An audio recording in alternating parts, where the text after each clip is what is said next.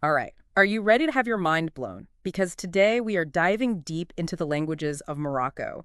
You might think it's all just Moroccan Arabic, but trust me, you are in for a real surprise.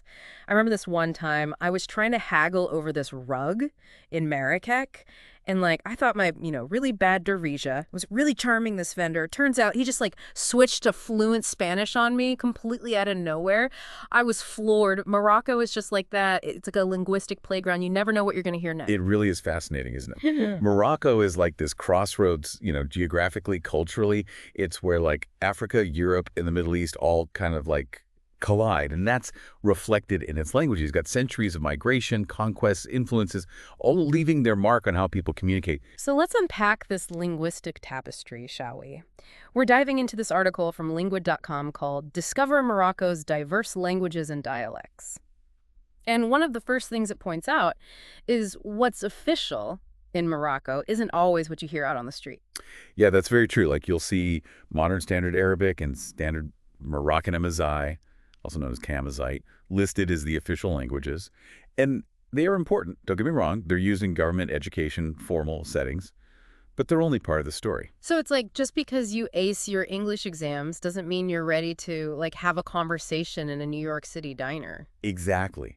Think of it this way. Those standardized forms, they're like the foundation of a house, essential, but they don't tell you about the people living inside, the stories they tell, the music they play. That's where dialects come in, and Morocco has some real showstoppers. And speaking of showstoppers, let's talk about the language that's said to be spoken faster than I can eat a plate of tagine, Darija. Ah, Darija. Now, this isn't just like some Moroccan slang, as some people might think. It's a distinct dialect of Arabic with its own grammatical quirks, Yeah. and a flow that'll honestly make your head spin. The article even says it's the fastest spoken Arabic dialect globally, which I totally believe. Oh, absolutely. I've witnessed it firsthand. It's like trying to understand a high-speed auction being held in a different dimension. Seriously fluent Darija speakers, you have my utmost respect. It's incredible how much history is packed into just this one language. I mean, you can hear echoes of Arabic, of course, but also French, Spanish, even Amazigh languages. It's like a living, breathing record of Morocco's diverse cultural influences. Talk about a melting pot. So we've got this vibrant, fast-paced Darija, but what about the language that was there before all the others? The one that's rooted deep in Moroccan history. I'm talking about Amazigh, right? You hit the nail on the head. And here's where it gets really interesting. Amazigh isn't just one language. It's a whole family of languages, each with its own unique story to tell. In fact, the article mentions that a staggering 60 to 80% of Moroccans speak some form of Amazigh. Wow, that many. I had no idea. So even with Arabic, French, and Spanish, Amazigh languages are still going strong. That says a lot about their cultural significance. Absolutely. It speaks volumes about the resilience and enduring cultural identity of the indigenous Berber people, of whom the Amazigh language is a cornerstone. Okay, so we've got this whole family of Amazigh languages, but if we were to pick a couple of greatest hits, the ones our listeners should really know about, which ones are we spotlighting today? Well, the article focuses on two in particular. First up, we have Terafit, spoken primarily in the just breathtaking Rif Mountains of northern Morocco.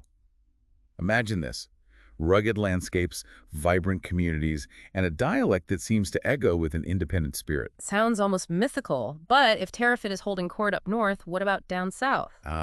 In the south, stretching across the majestic High Atlas, the Anti-Atlas Mountains, and even down into the South Valley, you'll encounter Tashilit.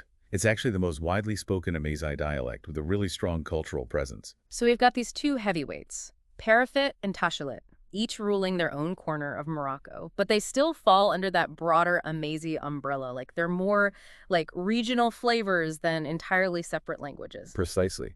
And that's what makes studying language so fascinating. It's not just about words, but about the stories they carry, the history they embody, the cultural identity they represent. This is all so fascinating, but let's bring it back down to earth for a sec. If I were to hop on a plane to Morocco tomorrow, armed with all this newfound knowledge, what should I keep in mind? I'm guessing knowing a few Darija phrases might help me navigate the souks, but what about these other languages? Where do they fit into the everyday life of Morocco? That's a great question.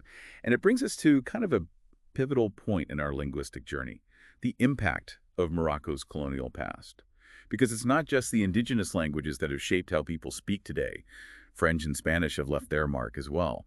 But their roles are a bit more complicated, interwoven with issues of power and opportunity. Ooh, now that's a story I want to unpack. But for all that juicy linguistic intrigue, you'll have to join us for part 2 of our Moroccan adventure. Don't go anywhere. Welcome back, language lovers. We're picking right back up with our exploration of Morocco's linguistic scene. And like I said, things are about to get even more interesting. So we're stepping into the world of colonial influence now, which is fascinating, but also kind of tricky, right? Yeah. Yeah, you're right. It is complicated because now we're talking about French and Spanish in Morocco. And it begs the question, are they just remnants of the past, or do they actually still hold weight in Moroccan society today? That's the million dirham question for sure. But luckily, our friends at lingualid.com, they gave us some clues in that article.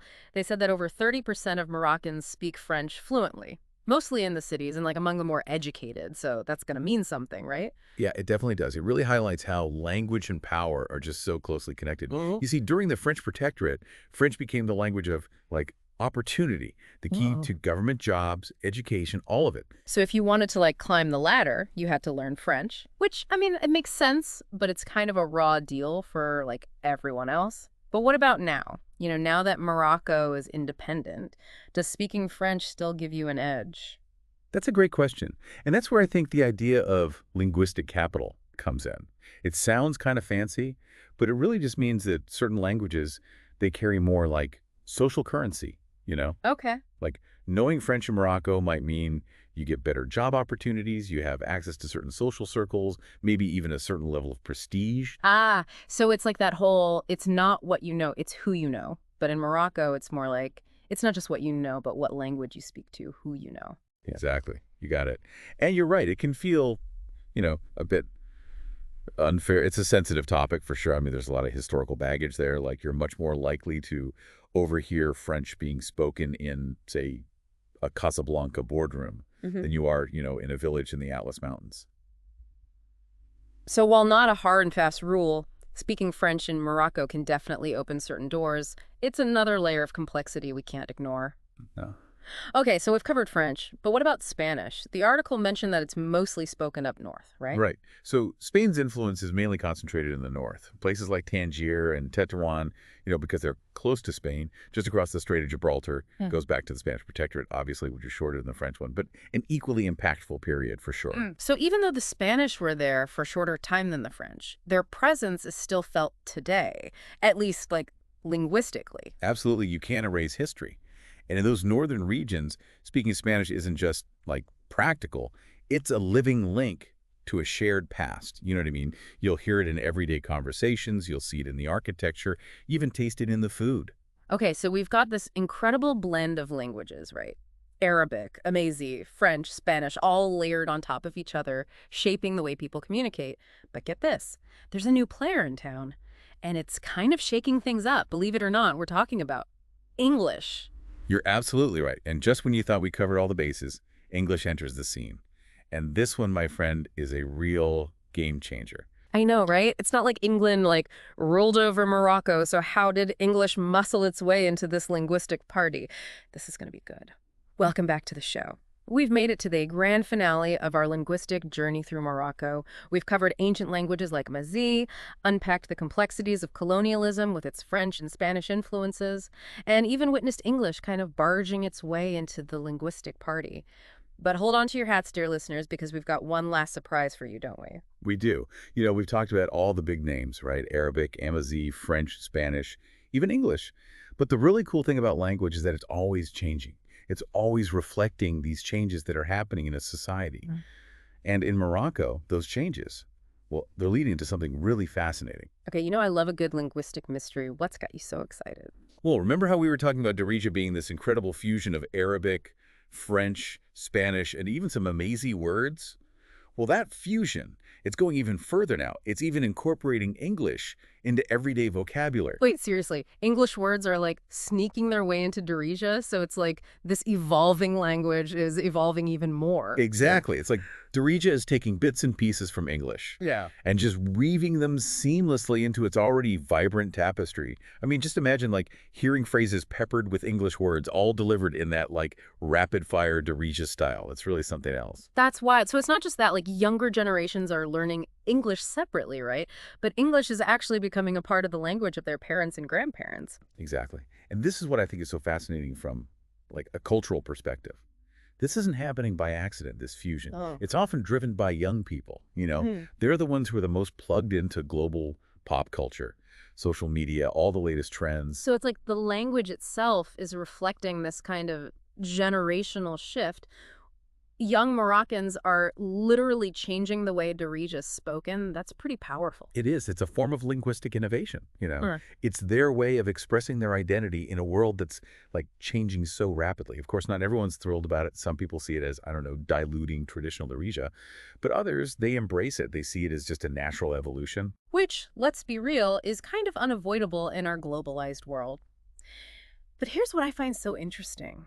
By incorporating English, is it possible that Darija is almost like reclaiming its own power? It's like, yeah, we'll take your words, but we're going to make them our own. Oh, I love that. You're totally right. And it gets right to the heart of language and identity, doesn't it? It's not just a simple case of like borrowing equals surrendering. It can be a way of asserting agency, you know, Mhm. shaping your language to reflect your own unique experiences. So by adding a little English, young Moroccans are making Darija even more their own, ready for the future, but still deeply connected to their past. Exactly. It's subtle, but it's so significant. It's a real testament to this dynamic relationship between language, culture, and identity.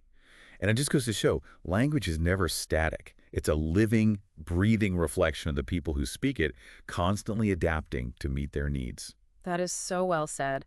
This entire deep dive has been honestly mind-blowing. We started with a simple question about language in Morocco, and we ended up on this incredible journey through history, culture, generational shifts, you name it. It's amazing what you can learn about a place and its people just by scratching the surface of its language. I know, right? It's amazing. And honestly, that's the beauty of exploring language. It's like a window into the soul of a culture. It helps us to understand not just what people say, but like why they say it and what it means to them. Yeah. Well said.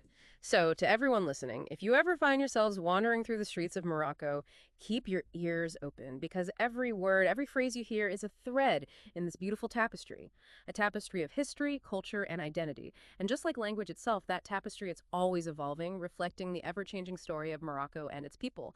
Until next time, keep exploring, keep asking questions, and never stop being amazed by the power of language.